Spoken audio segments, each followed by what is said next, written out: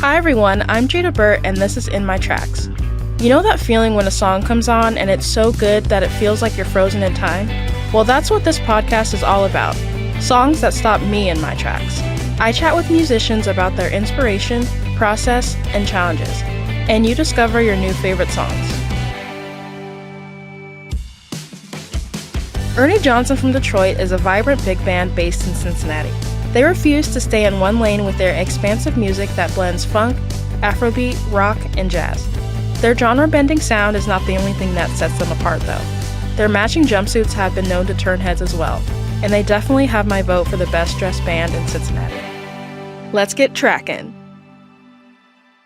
Hello and welcome to In My Tracks. Today I'm speaking with Ernie Johnson from Detroit, and I'm really excited to get into it.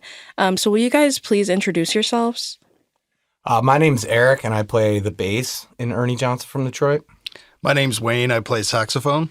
I'm Nathan. I play rhythm guitar. Nice to meet you all. So how did you meet each other and meet the many other members of the band?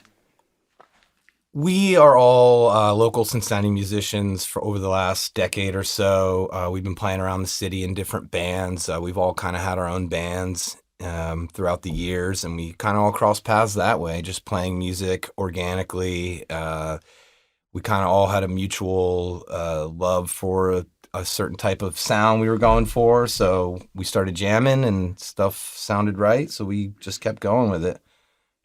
Turned all of our bands into one band, basically. We all met because we love music. We'd go see the same bands. We were all playing the same venues and being on the same bills. I know my band played on the same bill with you guys a few times. We shared stuff. Yeah, I think it was more of a, some of us were playing in certain bands together. Some of us were gigging together with other bands. So we all just kind of came together initially and started with the friendship first and like mutual respect and kind of went from there. That's really cool to form a band out of community like that. What does the Cincinnati scene mean to you guys? Man, the Cincinnati scene, it's grown so much since I've been a part of it, and I'm really proud of being a part of it. Now, I tell people all the time, especially that aren't from Cincinnati, that the arts and music scene here is just amazing now, and there's so many creative people, and I mean, frankly, like underrated musicians too. Like you'll go out and just see talent that will drop your jaw, all the time in this town. So I think it's still growing, and I'm really happy and fortunate to be a part of it. I've been living here for 10 years, and one of the things that struck me in the first, after being here for 4 or 5 years, was just how it didn't seem really competitive in a negative way. It seemed like everybody kind of lifting each other up and excited to collaborate with each other. I think that's maybe how our band started too, is it just everybody was kind of acquaintances and excited to collaborate and create stuff together, whether that's through music. We collaborate with artists a lot in town, an artist collaborative called Bunk News. So it's just shout out Bunk. Yeah, just creative people in town. There's a lot of creative people, and people, it's I think there's an understanding in Cincinnati that you get farther working together than, it's not good for me putting you down. Like, let's all work together sort of thing. The fact that the three of us in this room right now aren't from Cincinnati should tell you a lot about the scene. Sure, yeah. The three of us are all transplants basically over the last decade or more. So that should tell you a little bit. Yeah. Yeah, that's really exciting to know that the city is so open and welcoming to transplants and to other people in the music community. So what's the story behind your band name? It's very unique and unlike many others. I think our name, we do primarily instrumental music. We can pull names and titles kind of from everywhere. So being a core group of friends that hang out and have good times hanging out, a lot of the names for songs and the name of the band included just kind of comes out of inside jokes. I don't even remember specifically. We like to keep it a mystery. Yeah, most of the time. We like the people to ask that question. Yeah. The more ambiguous that it is, I think it works in our favor too, because people sometimes, whether they think it's because we're from Detroit or whether there's somebody named Ernie in the band or something, it's fun. People People think it's fun. I would like to specify that the "from" in the name is a capital F, because proper when noun. people make it a lowercase f, it insinuates that we are from Detroit, Yes. and we are not from Detroit. Let's just get that out in there right We've seen now. it in like various different ways, though. We have much respect for Detroit. yeah, Yeah, absolutely. right. I think, I sometimes describe Ernie Johnson as a mythical person that we all are striving to collectively be in a way, So I think to Nathan's point, it's one of those things that we like to have the mystery out there, but then let people kind of take it with their own imagination as well, You're talking about the Cincinnati community, and that's sort of almost what it feels like we've generated for our band a little bit, is like community of Ernies. It was like I don't know, you get heads, like a dead head or whatever, and we don't have heads, we just got Ernies kind of everywhere. That's so fun. Yeah. I know we didn't really answer that Yeah. properly, but that's kind of the point of all that, Yeah. is to Deliberate avoid it as misstep. much as possible. When anybody asks me that question, I just say keep coming to the shows. It'll slowly reveal itself the more you come and see our live show. That is good to know, but don't forget to capitalize the F. So Yes. we got That's that. key. Yeah. That's key. Please That's take key. note. Yes. So you said that you're transplants, like a mix of people from here and from other places, and you've been playing together for a long time. So what makes your band work, and how would you say you've lasted so long? I would say what makes the band work is everyone's willingness to want to learn new stuff, be to rehearsal on time, play all these shows and gigs that we get, these amazing opportunities. There are so many of us, so it does take some sacrifice. Not everybody in the band is a full-time professional musician, so, just everyone's willingness to want to take the time to do it is what makes the band work, and also kind of how we've lasted so long. I think it's also allowing the guys in this band to do what they do naturally. That I think that's a key component to a band working, is that people just do what they do, and that's what your contribution is, rather than I'm writing this song and I need you to play in a style that you don't really play in, or I think everybody's really open-minded, and we came from other groups where I think when we entered into this group, we had a clear picture of what we wanted to do. So we've got a shared vision, and we've got clear goals for ourselves, and we do our best to communicate, as functionally as we can too. And mutual respect for each other. Yeah, and I think, filling our respective roles is really key, where everyone kind of fell in and, I'm going to handle this portion of the band, whether it's business or songwriting. But then commitment, like Eric mentioned, I mean, that's definitely key. Anyone that's tried to start a band, even with 3 or 4 people, knows how difficult it is to even get people in a room consistently. And I think everyone really loves the music that we make and create, and loves the live show experience. So that really leads everyone to make that commitment to showing up and making our band better. So if there's anything that really makes us keep going, I think it's everyone's commitment, because that's hard to find. Yes, it is. And it's really no easy feat. And it's a huge accomplishment to be able to get so many people to commit to one group. How many people exactly are in this band? It's very big. We've got a core group of 6. 6, okay. There's been a Six seventh. and a half. 6, yeah. There's been a 7th who's been pretty much with us from day one, and then we've had a few folks in and out on the periphery of that group. But We're typically 8 to 10 performers every show. Wow. Yeah. So, If we can't have at the bare minimum 8 people at a show, we won't do the show. Okay. There's been rare circumstances, but people are looking for that experience. They want to see a stage Full band, with a ton of guys in jumpsuits playing music. So yeah, it's anywhere from 8 to it's been as many as 12, I believe. Wow. something like that, yeah. It's kind of who's available, how big the show is. We like to hire some of our other guys when we're doing really big stuff to kind of fill out more of some of the the horn. We'll beef up the horn section if we can afford to. Yeah. Yeah, that's insane. And so how did you guys decide on the jumpsuits? That is a very interesting part of your band that we shouldn't, skip over. Okay. Definitely. I think it kind of born out of having a cohesive look. Yeah. We had 7 people or whatever for a few shows, and everybody was wearing different stuff, and it just kind of looked disheveled. Maybe, I don't know. It just No offense to all the other bands out there looking disheveled as hell, but the idea came, from a buddy of ours.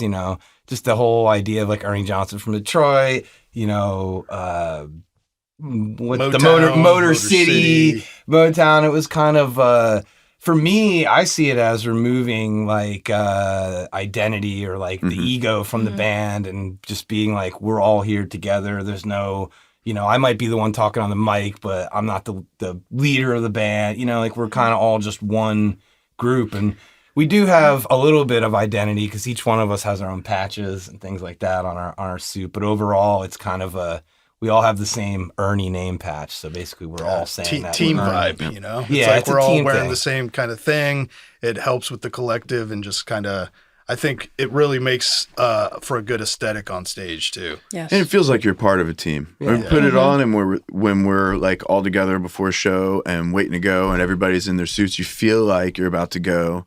Like, It's also play really a funny. game or something, It's also really funny when you see all of us or a couple of us like fixing something. One time, 2 of the guys were helping to change a tire while 8 other guys in suits watched them do that. So it's got a funny aesthetic. Sometimes people ask about it all the time. Let's just say that. It feels like a gang. I think that helps Yes. us. a cult, a gang, Yeah, however cult you want to gang, look whatever. at it.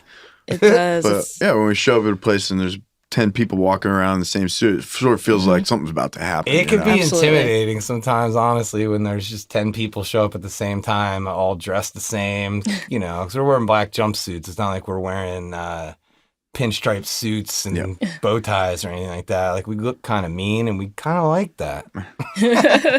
It is exciting to see, but I love the point of like wearing the same outfit to kind of like remove the ego and make everyone equal. So how else do you do that within your band, since there are so many different people, so many different personalities? How do you make sure everyone feels heard and there isn't too much conflict within your group? I mean, that's definitely a challenge, because you have that many personalities. Everyone kind of has their own vision. But I think that kind of goes back to what we were talking about earlier, where we all came into this band with kind of a collective vision of what we wanted it to be and how we wanted it to work and go. And I think when we write a good song or we play a good show, we all feel that. And we know like, all right, that's what we're striving for. So I think no matter what we have as individual wants and needs, we all have that greater good or that greater goal in mind that we're all trying to work together to achieve. We also write songs specifically to showcase certain members musically. Yeah. If we're like, we haven't had a song that showcases our drummer, we might add something in there to make sure that he's seen on a song. We have a lot of soloists in the band. Pretty much anybody at any time, is tasked with stepping up and shining in the moment, musically. Good example too. We added our first female Ernie recently. Her name's Angie. She plays saxophone and It's flute. amazing. And she kills it. And so she's a great flautist. So we've been throwing her flute solos, to make sure she gets shine on the show when she comes out, and people love it, So Yeah. Yeah, And I it's think honestly it's- changed some of the dynamics of some of our older, some songs that we have. It's like suddenly there's a flute, We Yeah. breathes a little life into some older material that we've had. Yeah, But- absolutely. That's really exciting. Shout out to Angie. Yeah, shout out. That is so cool that you're still expanding after all this time. So, who would you say that you make music for? You're a very, as we've said, like big band, very diverse band, and you make all sorts of types of music. So, I'd love to know what your ideal like audience is if you have one. Yeah, so one of my favorite parts about our band and our music is how accessible it is. So I really do feel like people from all walks of life and ages can come up. And I mean, that's really like when you look at Afrobeat music, not that we're a traditional Afrobeat band per se, but we definitely play that music and, try to show it the most respect and pay tribute to it in a good way. And that's always been like a unifying music for people. So I think, when you see one of our shows, especially when we're like outdoors or something like that, and you see people of all ages and all walks of life, that's what it's about for me. And it's like people just kind of like coming together and sharing in that groove that we're putting out, and we're part of it as well, So yeah, I think it's really about everyone in terms of I don't ever have a certain group in mind. I don't know. We're not genre specific. I mean, we do say Afrobeat, funk, jazz, kind of.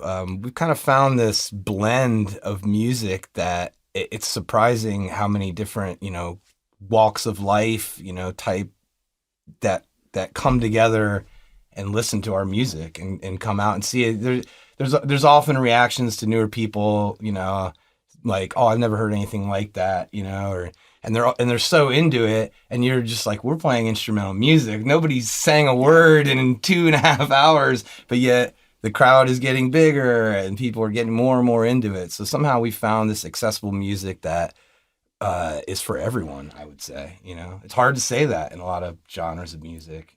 Yeah. A highlight for me of our band's career has been doing some of the Blink gigs. And that's like one thing that stands out specifically to me is being on stage at Blink the first year.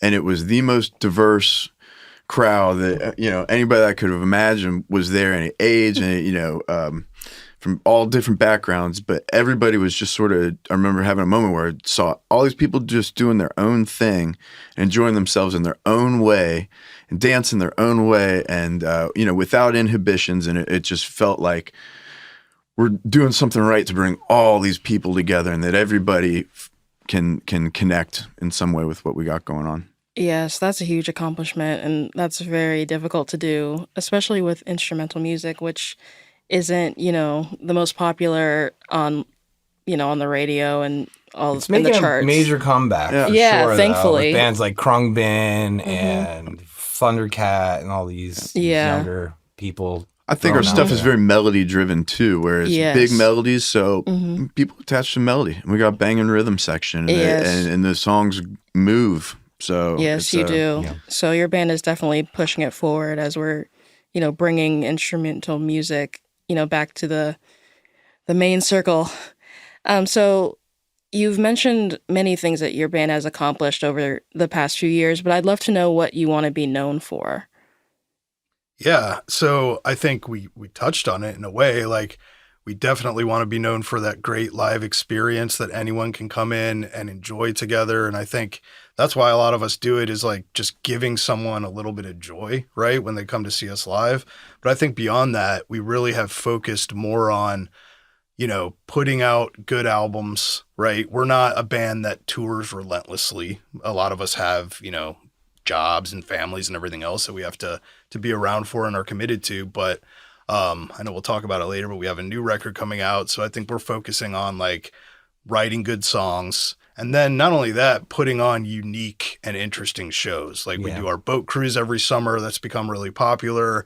Working with Bunk News and putting on big like visual and audio experiences. So I think we're at that point now where it's like we want to put out good product, good music, but we also want to like choose the shows that we do and not just play a show for the sake of it, but make it an event and, make art essentially. Yeah. Good solid albums and the best musical experience, live shows you can go see in this city. That's what we strive for. Yes. Yeah. And you guys are doing an amazing job at, achieving those goals. So you've mentioned a lot about the live experience, writing songs, recording. I'd love to know what your favorite part of the music making process is, since there are so many moving parts with such a big band. I'll start with this one. My favorite part of the process is when we're in the rehearsal room and we finish a new song and we're just ready to go play it live for the first time. That moment when you get up on stage and you've been playing a lot of the same songs for a while, and our audience knows a lot of those songs, then all of a sudden you can play something totally worked out perfectly the first time through live, which is not easy to do sometimes. That to me is my favorite part of the process. Just getting out there and hitting a new song and having the audience react to it is my favorite thing. I've got a few. I mean, they're out there. I love live music. I love playing live. For me, before I was ever even into music, I was way into theater. So it's like a performance sort of thing that scratches my itch. But I also, obviously like a huge live packed room is a blast, but I also really love recording and studio stuff. So I like when we're well rehearsed and we're in a studio and we track something and go in and listen and it just sounds huge and big and right away real. Yeah. And you feel like, oh, this is good. This is real good, Yeah. And all the like the possibilities that come with those things. I got this awesome, we're working on an album. Who knows what's going to happen, but feeling like you're doing good and doing the right thing. So that makes me tingle, I guess. Yeah, I agree with both of them. I think even, seeing a song that we've written, especially a new song, come to life live is always amazing too, because it's hard to imagine how it's going to go, especially when you're starting it, like you have the demo and then you're working it out in a practice room in the studio, and then like seeing it come together and then you get that response from people. That's pretty awesome. Eric wrote a song that we wanted to do for the boat cruise, and in my head the whole time we're practicing it, I'm picturing it happening on the boat. So then when we actually do it on the boat, and this thing that you've been like picturing and visualizing for a long time to actually exist in reality, that's always like a cool moment.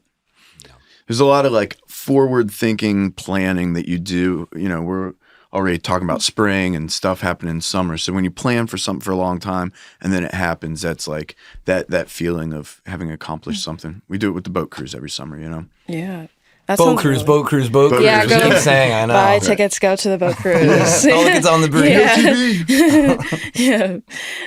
So like you have a pretty large, so you have a large catalog and you've been playing together for a long time. Like, what is your favorite song that you've released? I'm sure that's hard to pick. Favorite song that I have right now, we actually have not released yet, so I will withhold that pick. Uh-oh. Although we've been playing it for a long time live, so it really doesn't matter. No, I'll go with it. It's a song called Skyload, and I think that's just my favorite one that we've been playing recently, and just kind of like the emotion and vibe that it evokes for me. It's enjoyable. I really like it. It's coming up on our newest album, Swamp Nymph. Ooh, we're excited. Get into that later. What's your favorite song, Eric? Oh, that's really hard. I'm just going to go ahead and say Shrimp Box because I know Wayne will be disappointed that I said that. It's our shortest, most underplayed song that we have, and it also has vocals on it. But it was just a quirky song that we wrote just off the cuff with the whole band. It's off our Shrimp Box EP, which is on our Bandcamp page, where all of our music is available to stream when you're on Bandcamp for free. You can also purchase it, but when you're on that website, you can listen to all of our, EPs that we put out, our couple of albums. Our newest album will be on there as well. I'm just going to say that one just because it's goofy and it's funny.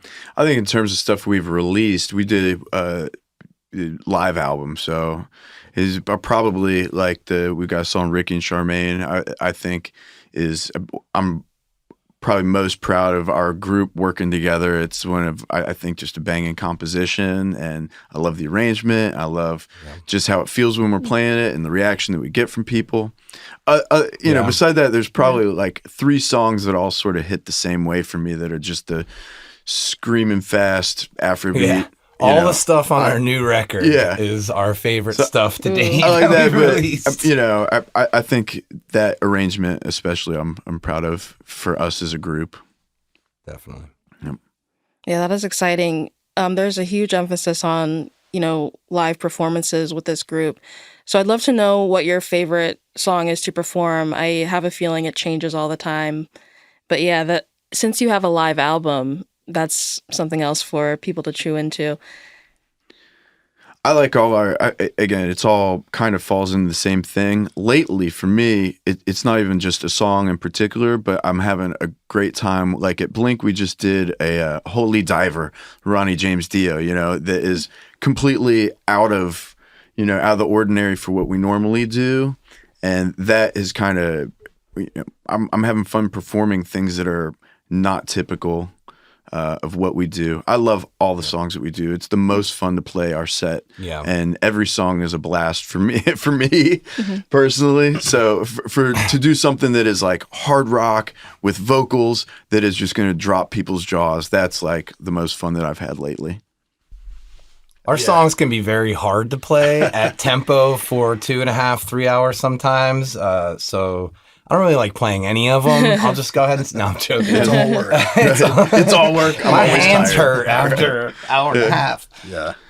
No, but I agree with Nathan. I mean, or like you said, it changes from day to day. I mean, something might come out, like something might be brand new. Like we have a couple of really new songs, and those tend to be really fun to play just because we haven't quite...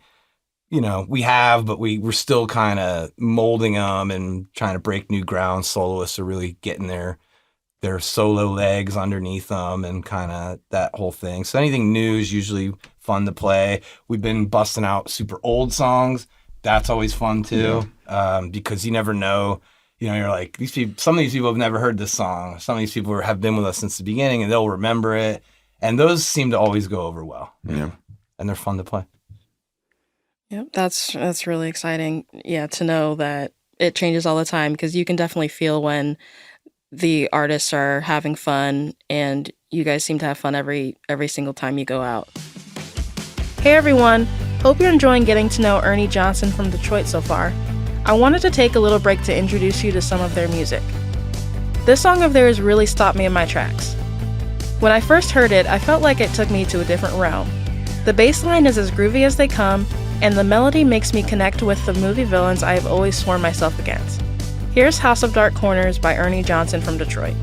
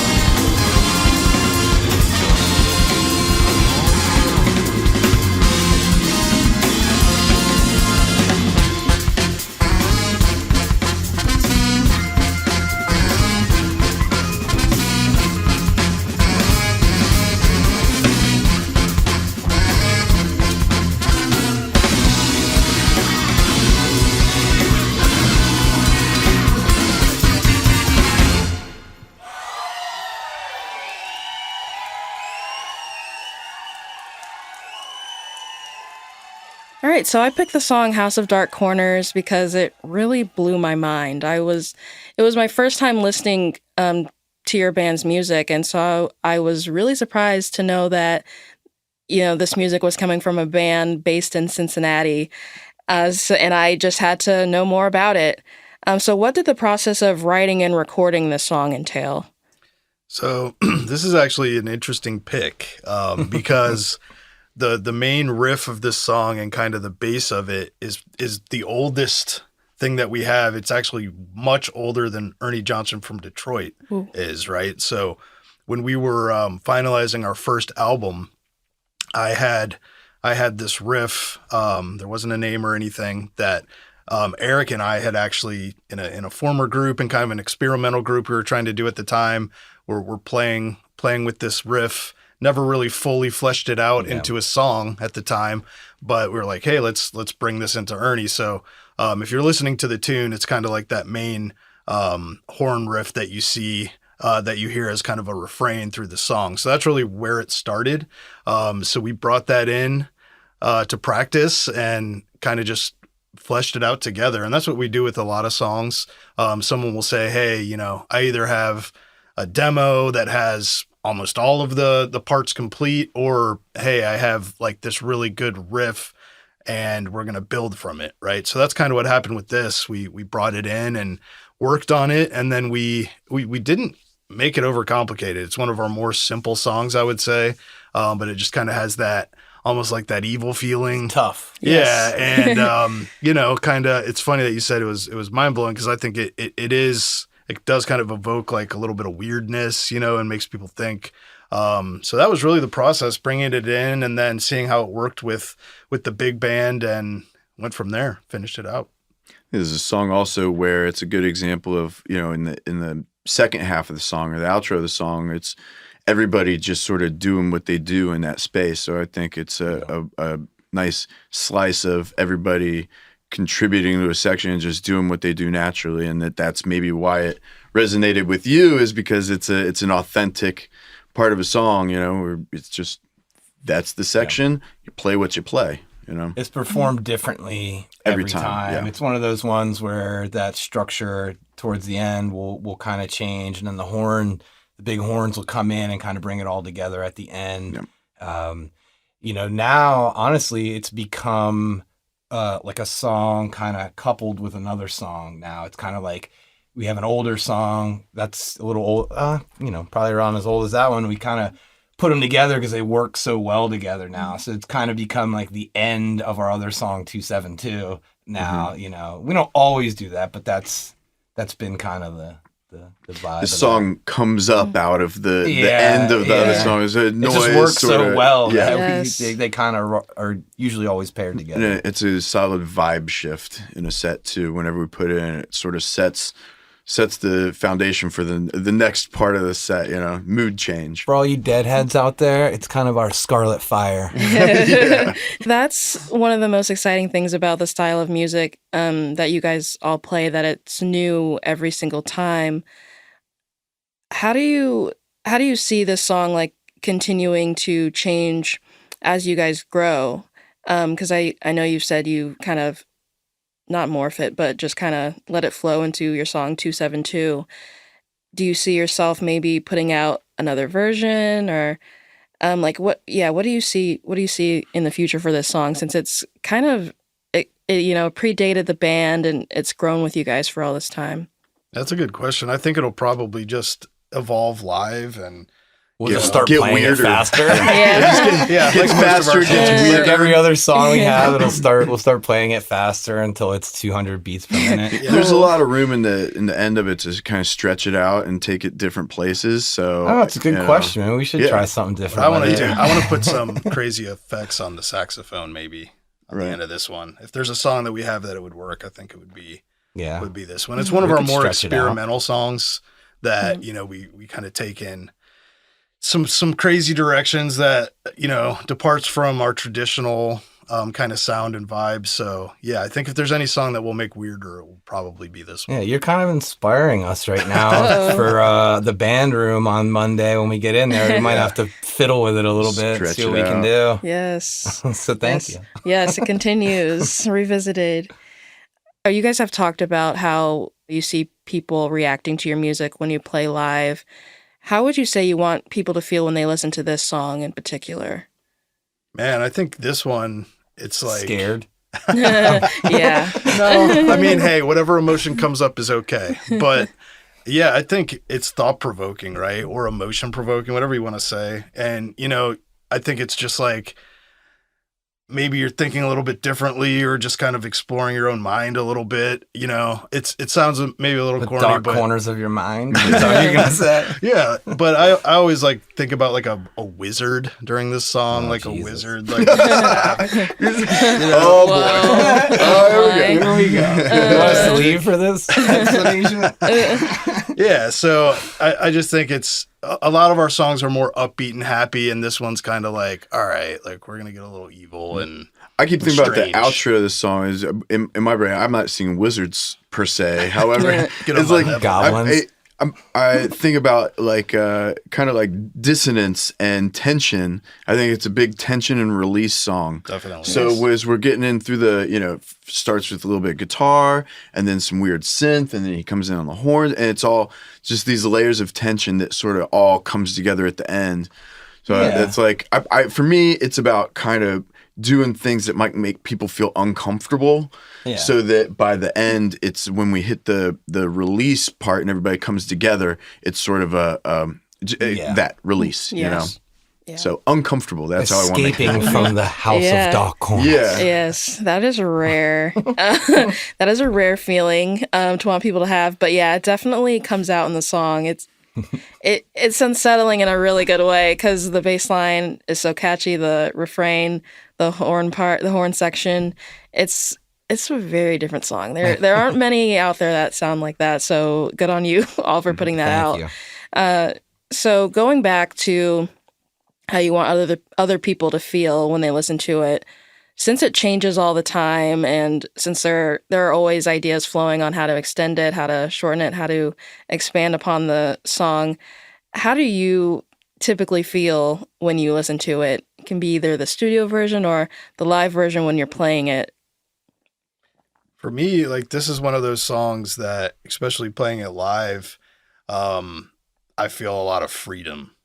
So it's like, I guess when you're a musician that improvises, you're always trying to like tap into that energy where you're freely expressing yourself through your instrument. And this song definitely feels like that to me. Like I can kind of let go and almost let the instrument and take over itself, and not think too much about what I'm doing and just kind of let it flow.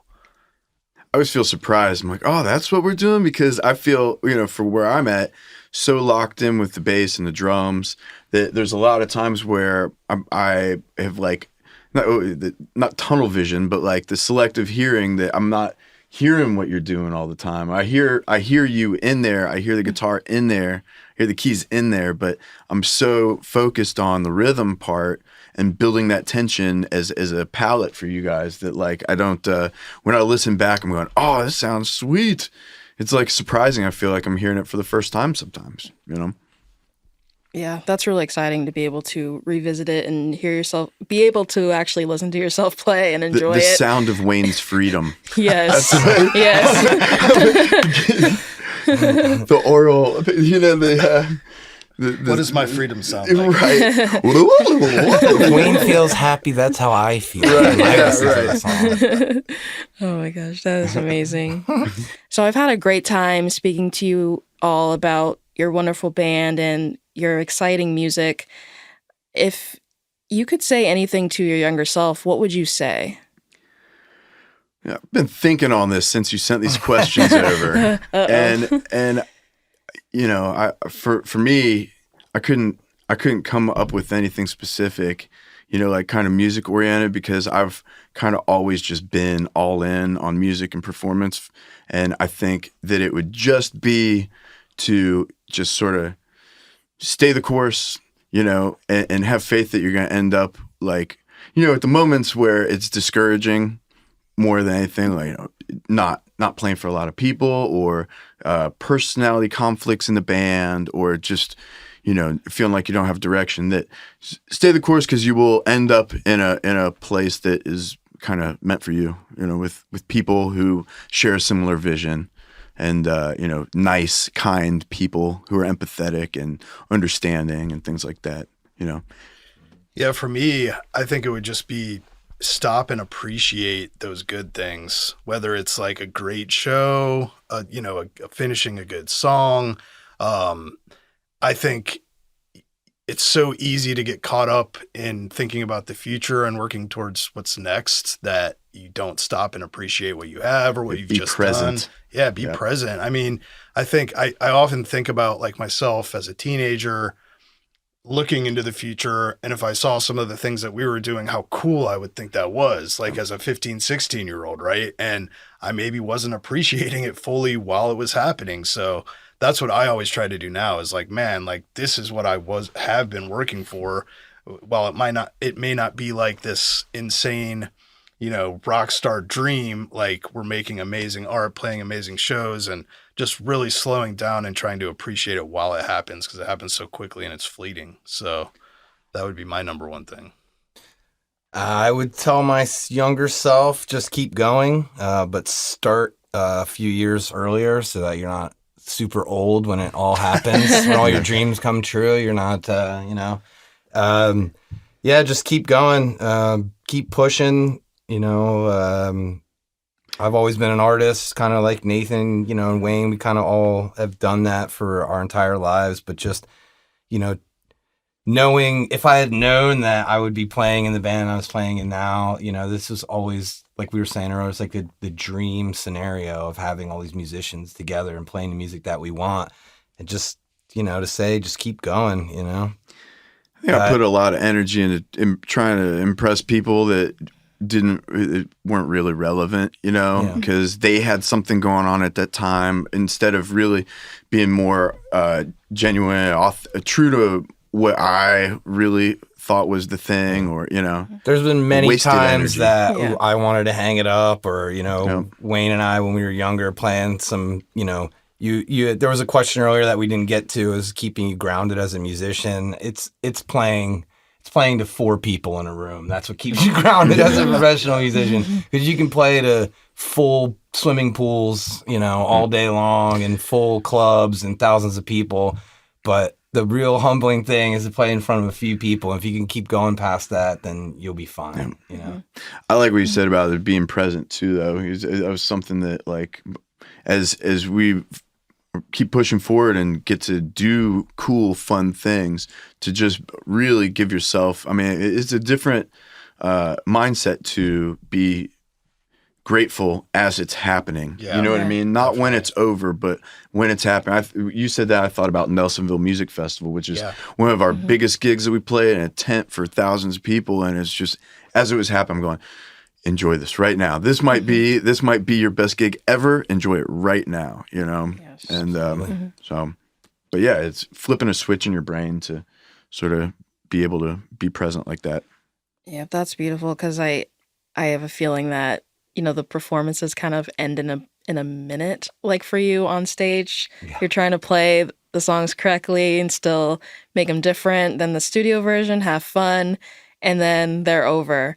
So that is great advice, to just stay present and enjoy the course. Like the riverboat thing, we spent all day loading stuff up on, building the stage and schlepping gear, and then 16-hour day. Yeah, it's a really, like, a small percentage of the day is the actual show, So it's one of those things where, again, you build up to it, and to go back to what I was saying earlier, is like, that's another thing where when it's done, it's like a thing that I love, is we're doing what we've been talking about for months. It's happening right now. Sigh of relief when it's over. Almost. Right? Yeah. It can be depressing too. It's like coming down from a huge rush. Absolutely. All right, you guys mentioned a new album in the works. When can we expect that? I'd love to know more about it.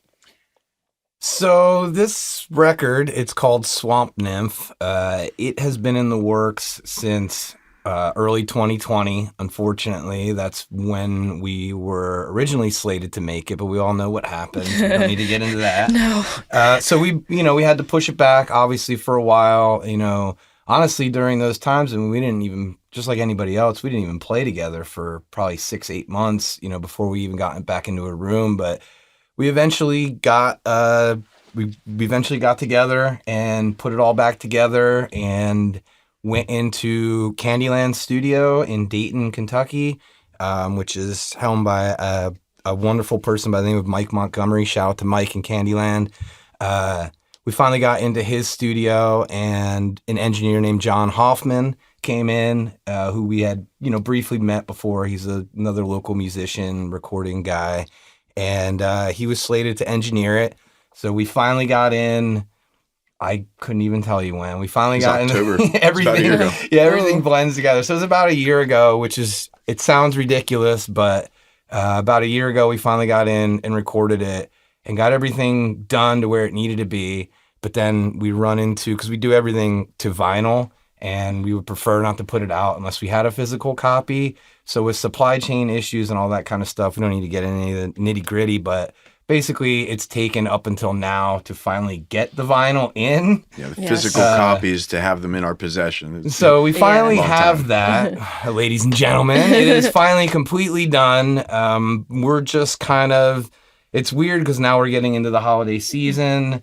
So it will be coming out soon. We're just kind of trying to get the logistics down to when we're actually going to release it. Probably early spring. Yeah, because it's taken so long at this point. Like we've been waiting, and we want to do it right and do it justice. Yeah. We're really proud of the record. We, listening to it, we all think it's really great. Yeah, and so we want to honor it by throwing a huge party, and not just kind of like a release to get it out or anything like that. So yeah, and to what Nathan's saying, we want to throw a huge party for it. We don't want to, we have stuff booked, through the end of the year. We don't want to just say, oh, this show is our album release just because we have the record and all this kind of stuff. We will be slipping some of these records to some people. If you hear this and you really, really want it, you know where to find us. But yeah, it should be coming out really soon. We're hopefully going to have it up on streaming a little bit before early spring. We just want to get it out there. Again, it's at this point, it's been, almost 2.5 years, 3 years. Most of it just, under global pandemic. So bear with us, folks. It is coming. And then we have enough material to start the next record. So hopefully that'll be coming pretty shortly after. We're also hoping, if things work out, to put another one out in 2023. Yeah. So. That's really exciting. So yeah, we're definitely ready to hear the new album and stream it and buy it. So where can people find you online? You mentioned Bandcamp, but I'd love to point people in all the other places that you're located on the internet. I think pretty much any streaming service. So Apple Music, Spotify, YouTube Music. I think we're on everything, right? Yeah. And we have a standard website ones. too. Wherever Ernie Johnson from Detroit.com has links to everywhere, all the social media, YouTube, Spotify, all the stuff. Ernie Johnson from Detroit.com is your one stop for everything Ernie. That's where you'll find all of our newest shows that we're going to be playing, photographs, some videos, links to all of our socials. Another shout out to David Schweitzer, who works on all that stuff for us. Again, it's a team game, basically. But yeah, Ernie Johnson from Detroit.com and wherever music is streamed, basically. Yes. Okay. Awesome. Go to their website, buy their music, stream it, and go to their shows. All right. Thank you guys for coming out. I had so much fun talking to you all. Thank you so much. Yeah, it was a thrill, and I'm definitely excited to see where you all take the band. Thank you so much. Yep, This thanks was a lot for of fun. having Thanks, us. Jada. Thank you. Thank you for listening to In My Tracks. The show was created and produced by me, your host and friend, Jada Burt. And shout out to Play Audio Agency for producing, recording, and editing the show, and for composing the original theme music you are currently jamming out to. It is truly a labor of love, and I hope you enjoy it. To continue the fun, follow In My Tracks Pod on all social channels. Don't forget to use hashtag InMyTracksPod to share the songs that stop you in your tracks. Looking to discover even